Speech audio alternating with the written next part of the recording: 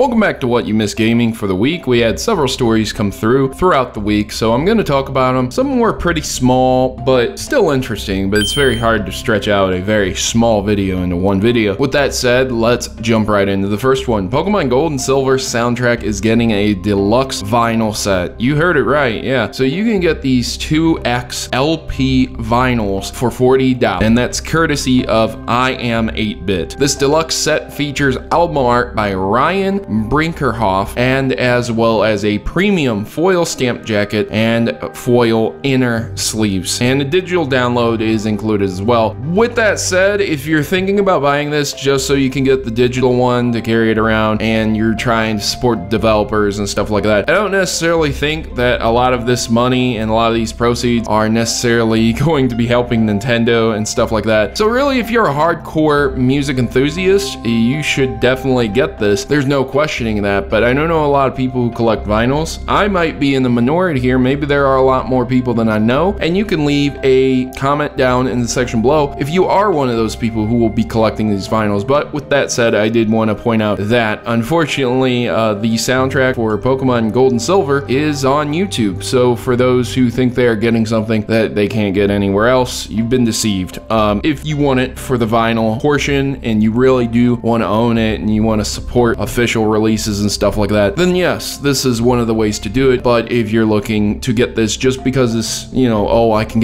finally get the soundtrack, it's on YouTube, man, so you can get it there as well. But yeah, there you go. The set is going to be releasing the first quarter of 2018, so you can pre-order Johto Legends. May 31st is when the pre-orders were starting. I don't know when they will completely close, but as you can see, you do have to wait until next year to make the cut, and I think that's pretty cool. I love the fact that it's Gold and Silver. Gold and Silver soundtrack has always been wonderful to me. I think it really does rival the originals, and I think those two soundtracks are the absolute best in the series. Next, Monster Hunter XX for the Switch will support 3DS crossplay. Now this is interesting. A lot of people were curious about this and how this is going to work. A lot of the reasons why crossplay never works between certain consoles is because the networks are different. Okay, so Xbox Live and PlayStation, or that's what they tried to say. They say, oh, it's too different, it's too complicated, it wouldn't work. Right, okay, so yeah, that's not necessarily untrue.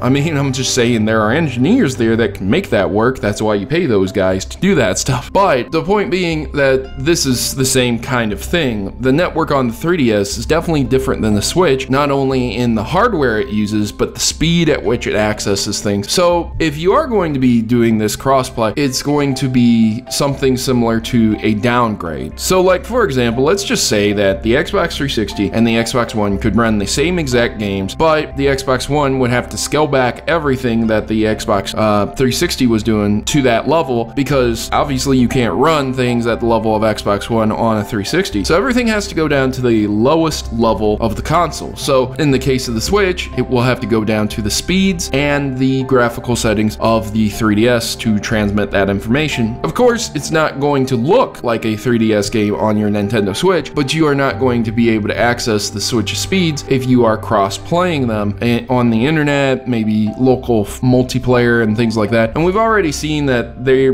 might be 1080p resolution support, but if you have multiple people on one screen and you're trying to transmit 4 different screens into one, that can often drop the resolution. So be very aware that if you're going to be doing this cross-play, you might not be getting the best experience in the world for your 3DS to Nintendo Switch compatibility issues. But that is an option there for people who don't feel like going out and buying 2, 3, or 4 Nintendo Switches, or people who literally can't afford it. I have sympathy for you, so at the very least, this is a good option, and this is nice to see coming out of certain developers. With that said, Assassin's Creed Origins protagonist and Lego reportedly leaked. There are pictures, there are images, things like that coming out. So yeah, I guess we're going to be getting another Assassin's Creed game. These things tend to happen as E3 edges closer and closer and closer, because of course leaks are going to come out and they're going to be very exciting. Whether or not the leaks are real, whether or not the leaks are fake, because people like to make fake things. Let's not forget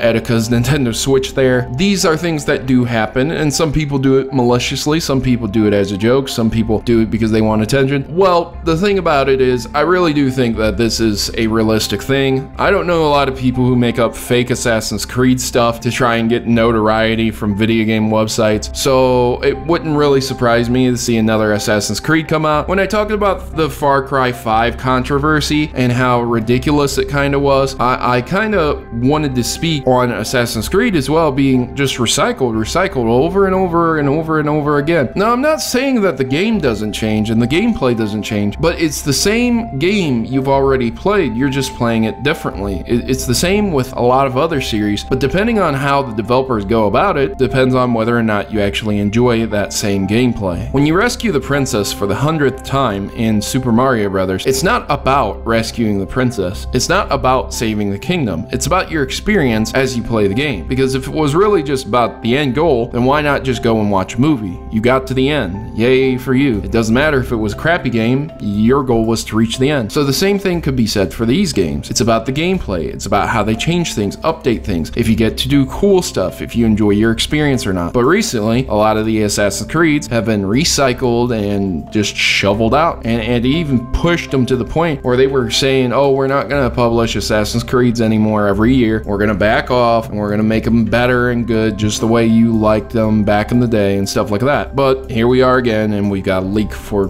new ones. Origins. This is something that seems to be happening with the video game industry at large. A lot of the AAA companies are very afraid to take the risk to do some potentially new things, and I don't blame them because a lot of people don't like the new stuff, but at the same time, the origin story seems like something that almost everyone ends up doing at some point in time. So there you go. If you're excited for Assassin's Creed, got you covered. Why Nintendo hasn't made an Advance Wars game since the last one, which was quite some time ago. I believe it was after Dual Strike, and that was Days of Ruin, which was a spin-off. So you can either consider Dual Strike or Days of Ruin to be the last one, and that was in 2008. That was almost 10 years ago. I was actually in the army when that game came out. So a lot of people have been curious about this. I don't know if there's massive amounts of Advance Wars fans out there, but I've completed every one of them 100%. Love the game series, absolutely loved it. Really good game, and you should definitely give it a try if you haven't. But when they were talking to Nintendo producer Hitachi Yamagami, he stated, quote, "Personally, I love to do Advance Wars, but since it's harder to create relationships between its characters compared to Fire Emblem, I don't have a clear idea of what kind of setting it could have." He went on to say, "The Advance Wars series is one that I personally have a lot of interest in. I hear some of the staff here saying that they want to make one too, so if we have a chance, it's something I'd like to do." So apparently, I guess they're saying that they don't have a good setting for it, that it's harder to develop characters for that type of game, but I'm not entirely sure if that's really what it is. I mean, I wouldn't be surprised, honestly, because, you know, there were times where they wanted to make a Metroid game, but they just didn't have a clear idea or a vision of what to do. The same thing could be said for this. I think it would be great to see a return of the ultimate villain Sturm and reuniting the black hole against all of the other nations, and then bringing forth another extra villain. No one ridiculous. No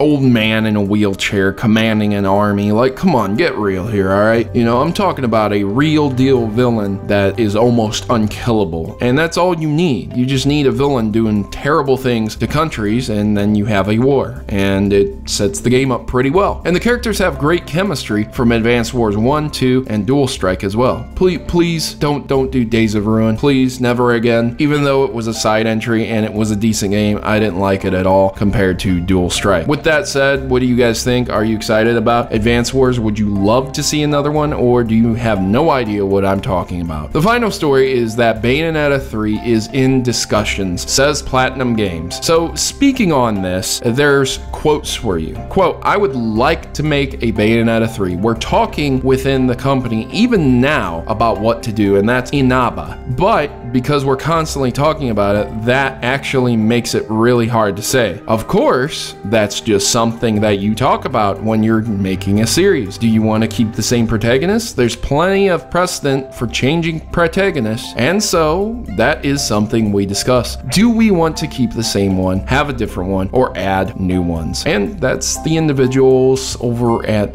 Platinum Games talking about making a completely new Bayonetta 3, which I have yet to play Bayonetta 1 and going to. I've never really played them. I'm thinking that I might enjoy them. I've played their Transformer series of games. I've played their Ninja Turtles. I've played their Metal Gear rendition, and I've enjoyed them, kind of. I thought that there were times where the gameplay itself was very difficult. It was difficult to parry. Sometimes the enemies were very difficult, even on normal mode. Like, my kid couldn't play the game and beat it. It was very, very hard. You had to be razor sharp with your button presses, but it does come with a feeling of excitement when you do eventually overcome that. So that's good, I guess. I don't know. I could go either way. I always love to see more games be produced, because as the video game industry continues, I'm not going to be investing so heavily anymore. I have a future to look forward to. I have retirement, so I'm going to look back towards the past and try and beat some of the games that I missed out on. And I think that's the best thing that I can do. I'll still buy new games, but as every generation goes, you can't buy them all at the same time unless you're insanely rich. So if you miss a video game series, go back and play it, and that's exactly what I'm going to do with Bayonetta. So ladies and gentlemen, did you like this week's gaming news from what you missed? Did you miss these news stories? Let me know in the comment section below. I've been your host, and as always, I'm